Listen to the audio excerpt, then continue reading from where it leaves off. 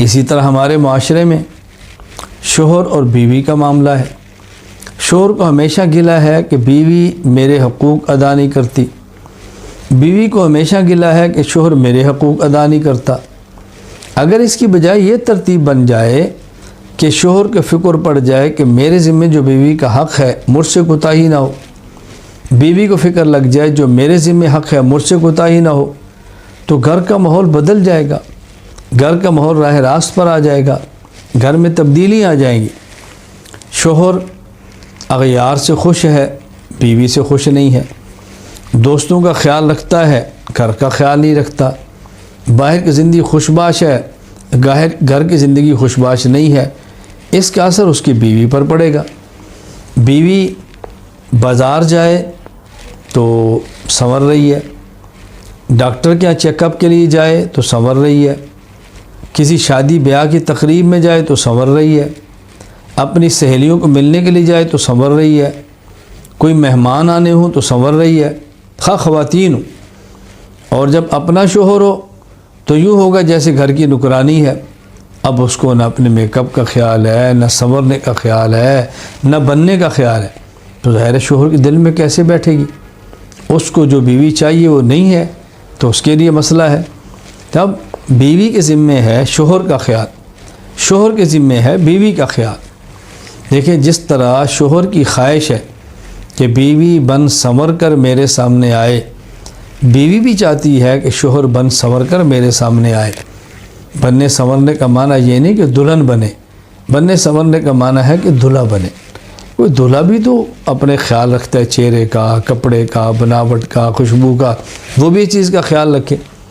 جب یہ اس گھر میں داخل ہو اور اس کے منہ سے سگریٹ کی بو کے بھبکے نکلتے ہوں، وہ کیسے اس کے منہ کے قریب آئے گی؟ اور جب یہ گھر میں آئے تو بیوی کے منہ سے بو آتی ہو، وہ اپنا منہ کیسے اس کے قریب کرے گا؟ تو اس بات کا دونوں کو خیال کرنا چاہیے۔ میں یہ گزارش کر رہا ہوں کہ جس طرح شوہر کے ذمے بیوی کے حق ہیں، بیوی کے ذمے شوہر کے حق ہیں، تو ہمیں یہ فکر تو ہے کہ میرے حقوق ادا نہیں کرتا، ہمیں بحیثیت مسلمان یہ فکر ہونے چاہیے کہ میں حقوق کیوں ادا نہیں کرتا یا میں حقوق ادا کیوں نہیں کرتی۔ شریعت کا بنیادی نقطہ وہ حقوق لینے کا نہیں ہے، بنیادی نقطہ حقوق ادا کرنے کا ہے۔ اس لیے آپ جہاں بھی حقوق کی بات کریں گے تو وہاں یہ ہوگا حقوق کی ادائیگی، عنوانات یہ ہوں گے حقوق کی ادائیگی، عنوان یہ نہیں ہوگی حقوق کی وصولی، عنوان ہوگی حقوق کی ادائیگی۔ ماں کا حق، باپ کا حق، بیوی کا حق، شوہر کا حق، اولاد کا حق، رشتہ داروں کا حق، ہمسائے کا حق، عام انسانوں کا حق، جانور کا حق۔ تو حقوق کی ادائیگی پہ زور دیا جا رہا ہے، حقوق کی وصولی پہ زور نہیں دیا جا رہا۔ اور ہم حقوق کی ادائیگی کی بات نہیں کرتے، ہم حقوق کی اصولی کی بات کرتے ہیں۔ میں جب یہ چاہوں گا کہ میرے ذمہ بیوی کا حق ہے میں وہ ادا کروں، تو میری بیوی سے لڑائی کیسی ہوگی؟ لڑائی تو تب ہوگی جب میں یہ نہیں سوچتا کہ میرے ذمہ حق کیا ہے، میں سوچتا ہوں کہ میری بیوی کے ذمہ حق کیا ہے، لڑائی ہوگی۔ جب بیوی یہ چاہے گی کہ میرے ذمہ شوہر کا حق کیا ہے، وہ لڑے گی کیوں؟ اور جب وہ اس بات کو سوچے گی شوہر کے ذمہ میرا حق کیا ہے، اب وہ لڑے گی کہ میں نے اپنے حقوق لینے ہیں، میں غلط بات کر رہی ہوں، اپنے حق کا مطالبہ کر رہی ہوں، میں نے کوئی ناجائز چیز مانگی ہے۔ اب دیکھیں یہ چیز ایسی ہے کہ جس سے پوری فضا بدل جاتی ہے۔ میں سمجھانا یہ چاہ رہا ہوں کہ ہم خود کو اس سطح پہ لائیں کہ ہم نے حقوق ادا کرنے ہیں، خود کو اس نہج پہ نہ لائیں کہ ہم نے حقوق وصول کرنے ہیں۔ حقوق وصول ہو جائیں تو اچھا، میں کہتا ہوں نہ وصول ہوں تو بہت اچھا ہے، وہ تو محفوظ ہیں، وہ تو قیامت کو ملنے ہیں۔ اللہ تعالیٰ نے ایک دن یوم الدین رکھا ہے جس دن سارے حقوق کی ادائیگی ہوگی، اس بات کا بہت اچھی طرح خیال کریں۔ عالم معصوم نہیں ہے، عالم متقی ہے۔ جو گناہ نہ کرے وہ بھی متقی ہوتا ہے، اور جو گناہ کر کے توبہ کر لے وہ بھی متقی ہوتا ہے۔ جو گناہ نہیں کرتا وہ اللہ سے ڈرتا ہے، اس لیے تو نہیں کر رہا، اور جو گناہ کر کے روتا ہے توبہ کر دے وہ اللہ سے ڈرتا ہے تبھی تو توبہ کر رہا ہے، ڈٹا نہیں، اکڑا نہیں۔ علماء سے جڑے رہیں ہر حال میں، علماء سے اپنا تعلق مضبوط کریں، کچھ کمی اور کوتاہی دیکھیں تو دفن کریں، درگزر کریں۔ رسول اکرم صلی اللہ علیہ وسلم فرماتے अल्लाहुम्मा इन्नी अऊज़ु बिका मिन खलील माकिरिन इन रआ हसनतन दफनहा व इन रआ सय्यतन अज़ाहा। ए अल्लाह मुझे ऐसे दोस्त से बचा ले। ये अल्लाह के नबी हमें सिखाने के लिए फरमा रहे हैं। हुजूर के दोस्त तो ऐसे नहीं थे, उनके दोस्तों सिद्दीक़ अकबर थे, उमर फ़ारूक थे, उस्मान अली थे, मुआविया थे रज़ी अल्लाह अन्हुम। उनके दोस्त तो वो थे। हमें समझाने के लिए दुआएं मांगी जा रही हैं। अल्लाह ऐसे दोस्त से बचा ले जो नेकी देखे तो दफन कर दे और कोई कमी देखे तो दुनिया को बताता फिरे। और मैं माज़रत के साथ कहता हूँ, दोस्तों को छोड़ें, आज ये खामिद और बीवी का मामला है। खामिद और बीवी का मामला ही है। बस बीवी की खूबी देखी, दफन कर दी, बुराई देखी तो चर्चा है।